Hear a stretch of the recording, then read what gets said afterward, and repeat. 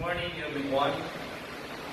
This time, I'm going to discuss about the qualitative characteristics, the orientation, the type, and magnification of images formed by mirrors. In the previous lesson, you have learned about the electromagnetic spectrum. You gain an understanding of the different electromagnetic waves, their applications of the different regions' effects on living things and the environment. This time, you will learn and predict the qualitative characteristics, the orientation, the type, and magnification of images formed by plane and carved mirror. Again, pag sinabi natin orientation ng image, ito yung pwede ang image ay inverted o kabaliktad, o pwede ang image ay upright or nakatayo yung image natin na makikita sa plane and carved mirror. Pag sinabi naman natin type, ang image natin ay real and virtual. Yun yung mga image na makikita natin sa plane and carved mirrors. What can you see when you look at a mirror or a polished metal or a still pool of water? So, ano pwede natin makita kapag tayo tumingin sa isang plain mirror, sa isang mirror or a polished metal or a still pool of water? Of course, you can see your image. And why? Bakit natin makikita yung image natin sa isang mirror or a polished metal or a still pool? Yes, you can see your image because these objects are image reflecting objects. Okay, what is a mirror? A mirror is a smooth reflecting surface usually made of polished metal or glass. And there are two types of mirrors. So, ano yung two types of mirrors natin? Ito yung plain mirror and a carved mirror. Kung makikita natin sa projector natin, makikita natin dito yung uri ng mirrors. Kung mapapansin natin, ito yung mirrors na karamihan nakikita natin sa mga department store. Yung mga nasa sulok ng department store. Ito yung karamihan mirror na ginagamit natin kapag tayo nagpapabeauty ng ating sarili. At saka ito yung mirror ito. Yun yung part mirror at ito naman yung tinatawag natin na plane mirror. Ito naman yung tinatawag natin plane mirror. So, dito natin makikita yung image at saka yung object. So, if yung object, yun yung image. A plane mirror produce image which are always the same size as the object they reflect.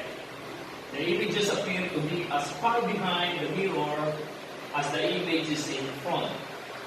Its only defect is the reversal effect. The right side of the object appears as the left side of the image and the left side appears as the right. So kung mapapansin natin, kung ito yung object, kung ito yung object, at yun yung image, so makikita natin ang image natin ay apparently nasa likod siya ng plane mirror. So pakitingin natin yung image natin ay nasa likod ng plane mirror. So mapapansin din natin na yung height noong object ay katulad din ng height noong image. At ang distance ng object and the image from the mirror, the same lang. So parehas lang yung distance of the object from the mirror and the distance of the image from the mirror. Ito yung tinatawag natin na plane mirror. Okay. Concave mirror. At tulad ng sinabi ko kanina, concave mirror dito sa ating kutsara, para mas madali natin matandaan, yung naka-bulge inward. That is concave mirror. So ano naman makikita natin kapag ang image kapag nasa concave mirror? So concave mirror is one whose reflecting surface bulges inward. The reflecting surface bulges inward. O kapag nakaganon siya na nakaupa. That is the concave mirror. In the inner surface of a sphere. So ano yung mapapansin naman natin sa image? Yan. Using the ray diagram, para mas madali natin makita yung image, gumagamit tayo ng ray diagramming. Para mas madali natin makita yung hitsura noong image. So makikita natin yung image dito. Where is the image? Ayan, ito. Ayan. Makikita natin, if that is the object, yun yung object, yung kandila na yun ang object, kapag nag-reflect siya sa concave mirror, mapapansin natin yung image ay maliit at pabaliktad. Inverted. Smaller and inverted than the object. So, nasan yung image natin? Saan makikita natin from the mirror? Between the focus and the center of curvature. So, nasa pagitan ng point F at saka point C. Tawag natin ang curved mirrors. Ang isang example nito, para mas madali natin matandaan, ay ang ating ginagamit na kutsara pag kumakain. So, this curved mirror in amusement parks or fun houses, there are mirrors that form odd or distorted images. You may also have seen your image at the back or front of the spoon or on the curved surfaces of the car. There are two kinds of curved or spherical mirrors, the concave mirror and the convex mirror. So kung makikita natin itong kutsara natin na ginagamit pagsusubo natin pag kumakain, yung naka-bulge paloob, yun ay tinatawag natin concave mirror. At yung namang nakabuntis, yung naka-bulge outward, yun ay tinatawag natin na convex mirror. Dito pa lang makikita natin na ito. Itong hawak mo yung kutsara mo. Kapag ako ay nakatingin doon sa concave mirror, ito yung concave mirror yan. So mapapansin natin na ang ating image ay pabaliktad. So ito yun. Ayan. So kung titingin tayo doon sa concave mirror, yung image ko ay pabaliktad. Ayan. Inverted ang image. Yun ay sa concave mirror. So mapapansin ninyo na pabaliktad yung image. Okay, maliwanag. At ito naman yung tinatawag na convex mirror. So makikita natin o mapapansin natin na ang image natin ay erect. Upright and erect or erect. Yan ang katangian ng isang curved mirror or the convex mirror. Okay? Pag-usapan naman natin yung convex mirror na makikita natin doon sa projector na naka-project. So, convex mirror is one whose reflecting surface bulges outward as in the outer surface of a sphere. So, ito naman yung convex mirror sa ating kutsara. Yan. Ito yun, yung nakabuntis doon sa kutsara. Nakabulge outward. That is the convex mirror. So, using the ray diagram, ito yung ating ray diagram para mas madali natin ma-determine yung size and the location of the image, gagamit tayo ng ray diagramming. So, yun yung ray diagram. So, anong napansin natin sa object and the image? So, kung yun ang ating object, where is the image? Where is the location of the image? Ang location ng image ay nasa pagitan ng focus at saka ng center of curvature. Anong hitsura? Smaller and upright. Smaller and upright. Object, yun yung image.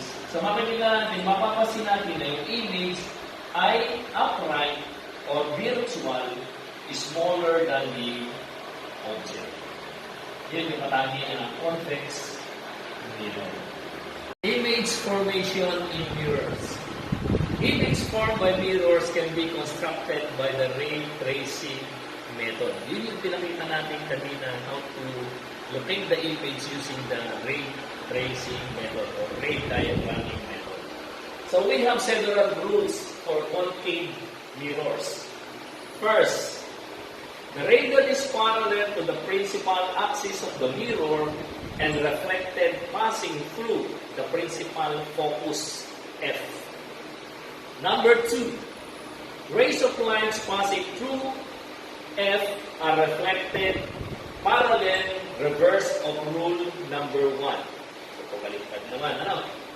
Then, number 3, a ray of light passing through the center of curvature C will strike the mirror at right angles and will be reflected back along its own path.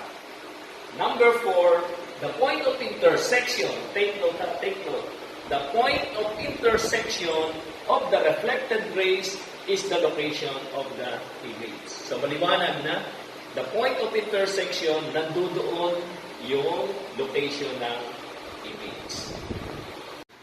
Now, let us discuss about the images formed by concave mirror. So, meron tayo ditong case number 1 to 6 para malocate natin yung image formed by concave mirrors. So, gagamit tayo dito ng uli na tinatawag na ray diagramming. So, under case 1, location of the object from the mirror. At very distance from the mirror. Location of the image at the principal focus F. Then characteristics and kind of image real or merely a point. So pag malayo yung under case 1, kapag yung object ay malayo ang distance from the mirror, makikita natin yung image merely a point. So napakaliit lang, merely a point. That is case number 1 under concave mirror. So the images formed under concave mirrors. Case 2. The object is farther from the center of curvature. So the location of the image between the center of curvature and the focus F.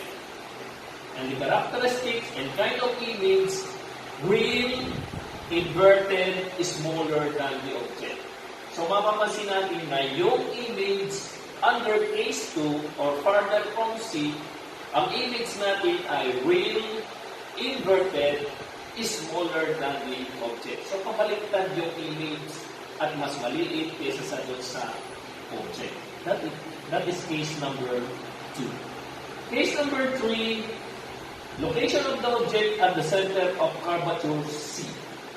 So where is the image? The location of the image at point C. So makikita natin at point C.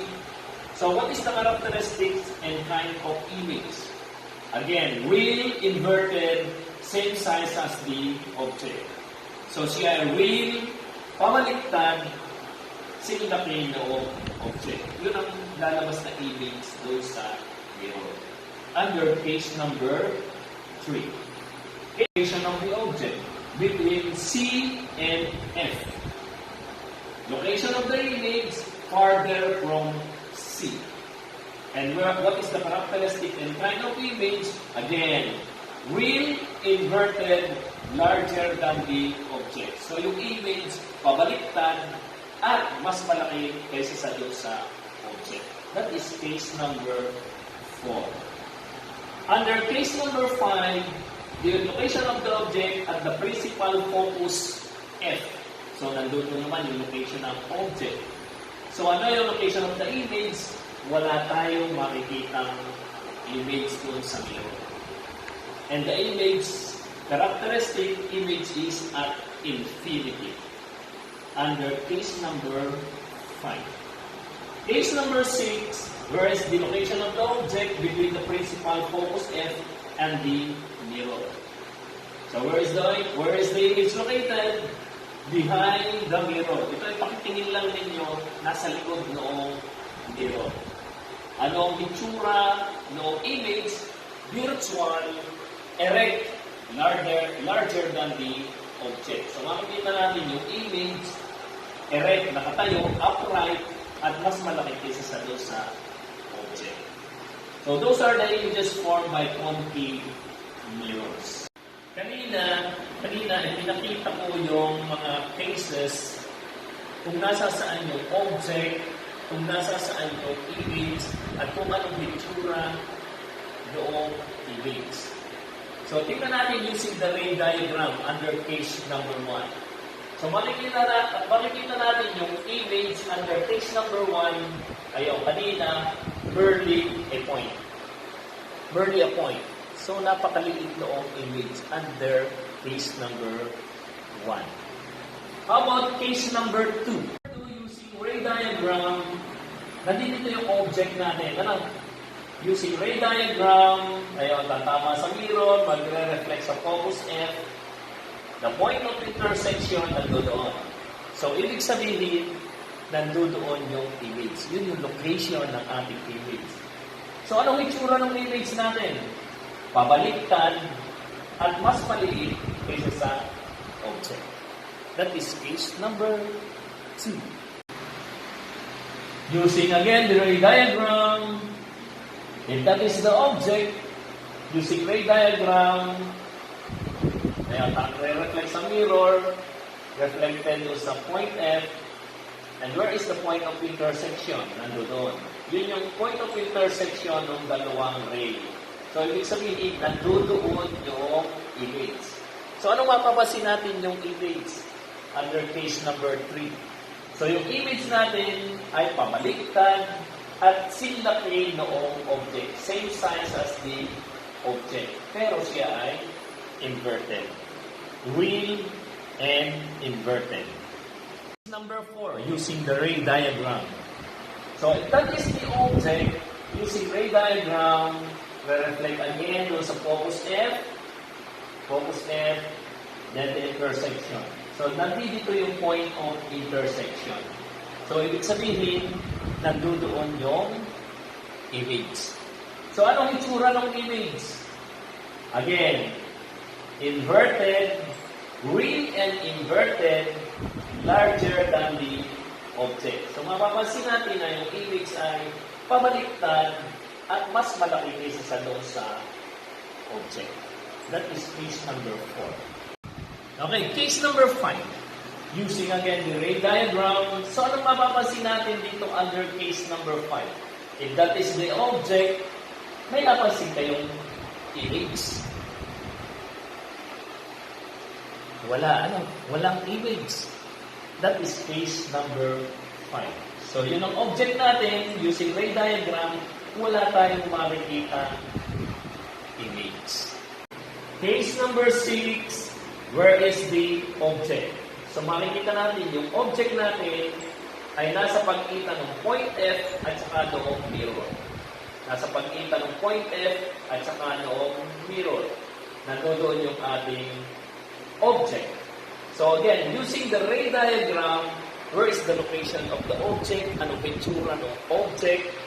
Anong image, rather? So, mapapansin natin na yung image ay behind the mirror, apparently behind the mirror, bigger or larger than the object. So, mas malaki yung image kaysa sa doon sa object at pakitingin natin ay nasa likod noong concave mirror yung image. That is case number 6. Okay, take note, para mas maliwanag yung itsura ng image.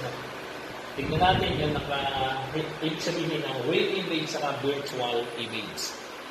So, pag sinabi natin real image, an image formed by rays of light and which can be projected on the screen.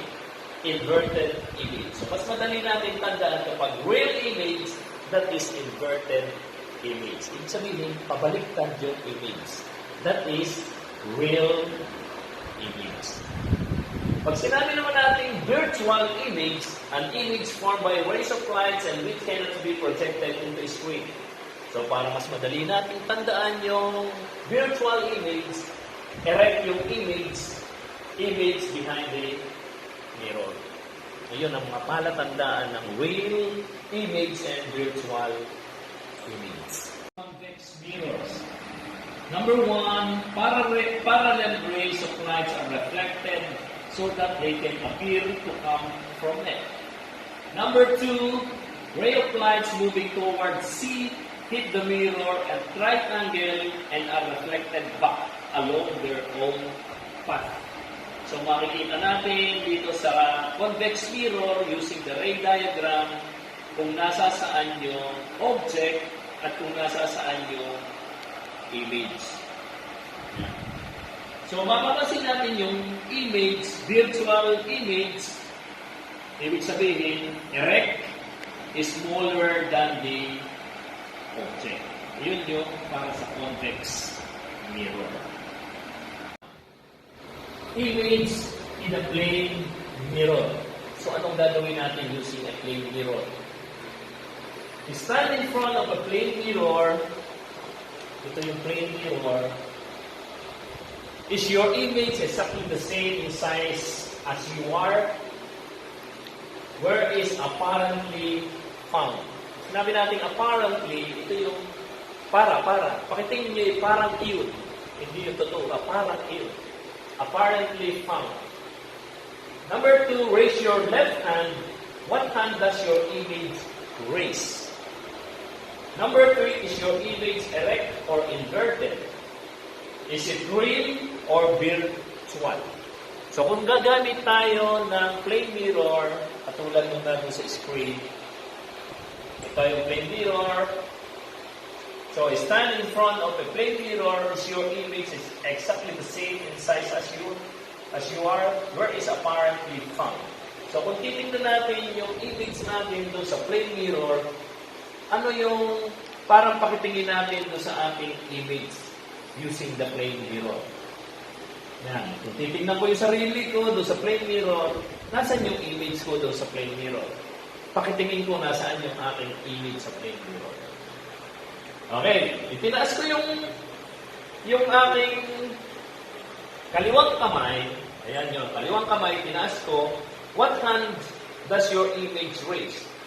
Kung titingnan mo sa plane mirror. Is your image erect? Upright ba yung aking image?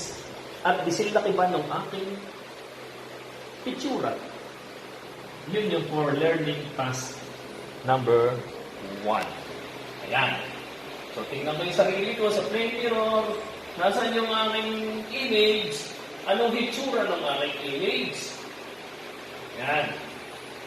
Katulad ba? Disilaki ba ng aking mukha yung image ko doon sa salamin? That is for learning task number 1. Learning task number 2. Mirror left, right, reversal. Using the following alphabet chart written on a piece of paper and a plane mirror, do the following. Ito yung mga nakasulat na mga letters in a capital form. Nasa capital letter, lahat yan ay capital letters. So ito ang gagawin nating materials para sa ating learning task number 2. A plane mirror at saka yung mga alphabet letters. Okay.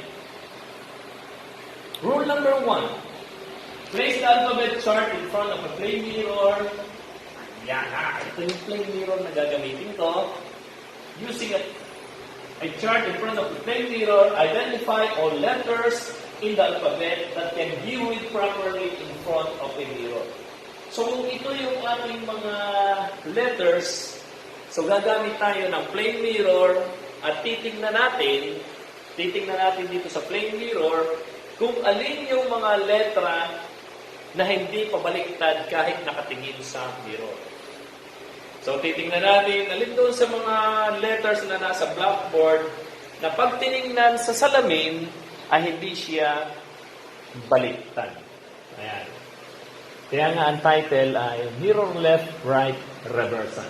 Pag tiningnan natin sa mirror, hindi siya pabaliktad. Okay. Then, for question number 1, what are the letters in the alphabet that can be read properly in front of a mirror? Yun ang ginawa natin kanina. Number 2, you are going to think of words in capital letters that can be read properly both with a mirror and without a mirror. What are these words? So, iisip tayo ng mga words na kapag tinignan sa mirror, capital letters to ha? Capital letters. Mag-iisip tayo ng mga words, o at least mga 5 words, na kapag tinignan sa mirror at hindi tinitingnan sa mirror, ay hindi siya baliktad. So, yun ang question number 2. Okay, maliwanag yung question number 2. Mag-iisip ng mga words na kapag tinignan sa mirror at hindi tinignan sa mirror, hindi siya baliktad. Then, question number 3, write the sentence below on a clear sheet of paper in such a way that it can be read properly in front of a mirror. So, ano yung sentence na nakalagay doon? Honesty is the best policy. So, anong gagawin natin doon sa question number 3? Isusulat natin yung sentence na honesty is the best policy na pabaliktad, kaya pag tinignan natin sa mirror, hindi siya baliktad. So, makikita natin yan, hindi baliktad. So, itong honesty is the best policy ay isusulat natin na nasa pabaliktad na forma para pag tinignan natin sa plain mirror, hindi siya baliktad. Yun ang learning task number 2.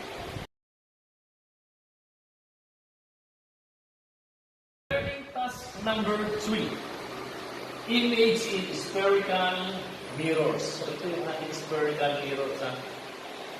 Gumamit ako ng kutsara na nandito yung concave at saka convex mirror.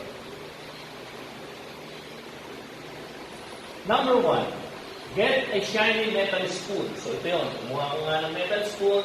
This serves as our mirror. Itong gagamitin ninyong mirror, itong ating kutsara.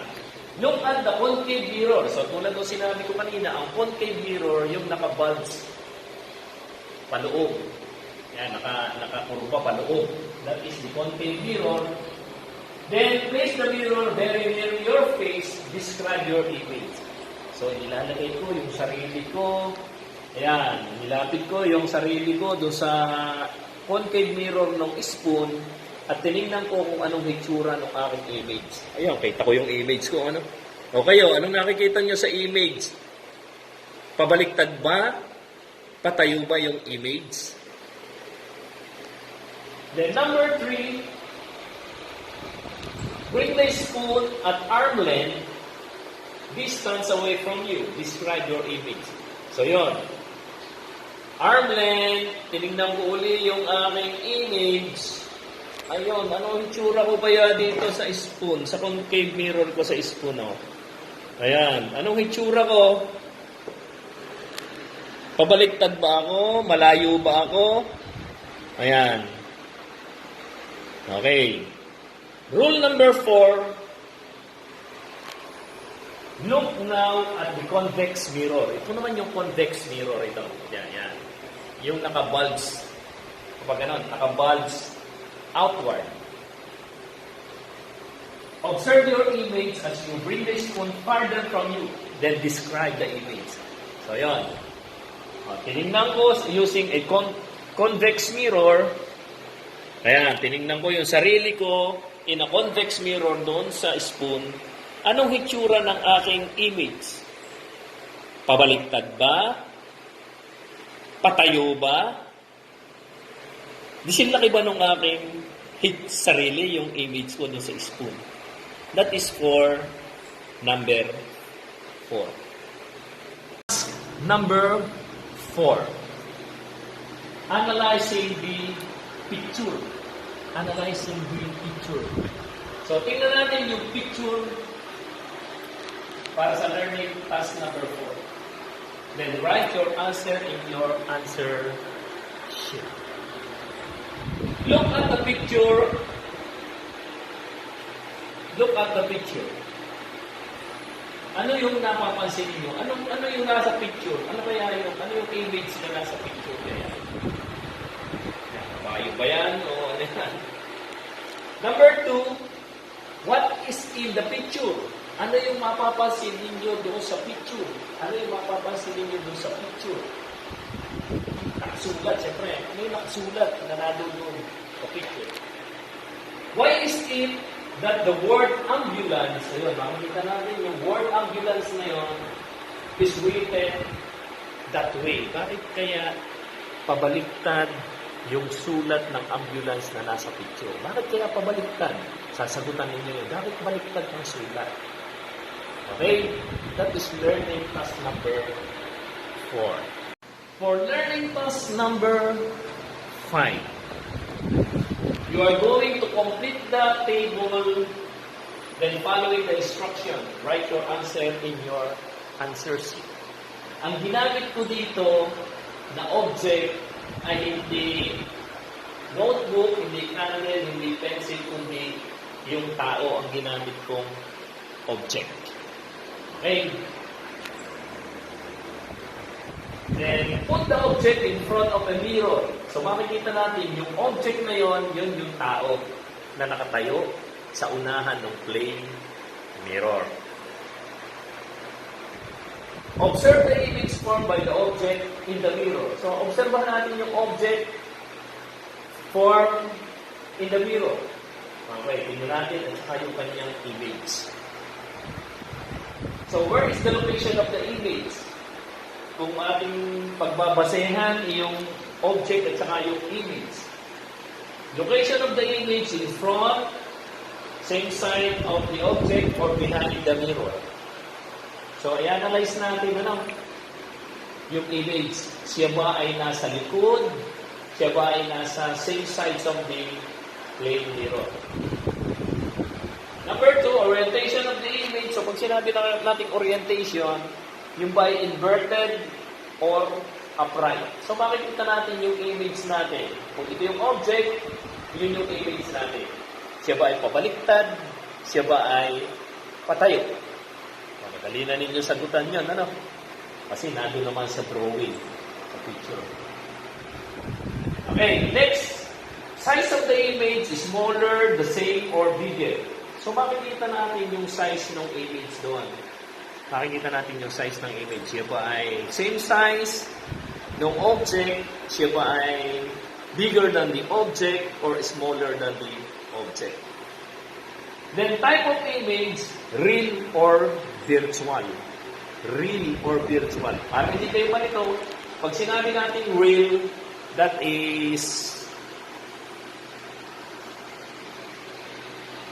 pabaliktad, real. Pag sinabi natin real, pabaliktad yung image. Virtual, erect or upright yung image. So makikita natin, madali na sagutan ito mga ito.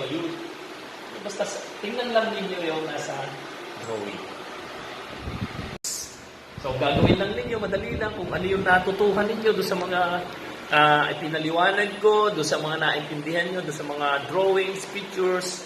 Kukumpletuhin lang ninyo yung difference ng concave at saka convex mirror. So, alam na naman ninyo yung convex at saka concave mirror. Under concave mirror, yan, lalagay lang ninyo yung difference ng dalawa. The convex and the concave mirror. Susulat nyo, pwedeng at least 2 differences ng concave and convex mirror. Number 7. O, nasa number 7 na tayo. Madali na. Isa na lang. Tatapos na. Complete the table using the information gathered from learning task number 3. Do this in your answer sheet. So, kung ano yung natutunan ninyo doon sa mga pinaliwanag ko about concave and convex mirror, ilalagay ninyo dito sa table. Ang inyong information na una ng sagot ay base doon sa natutunan nyo sa ipanaliwanag ko at doon sa learning task number 3. So, babalik kayo doon sa learning task number 3. Pag ang sagot ninyo doon sa learning task number 3 ay nagkamali kayo ng inyong pagkakaintindi, magkakaintindi kayo ng lagay dito. So, kinakailangan tama yung inyong information about learning task number 3.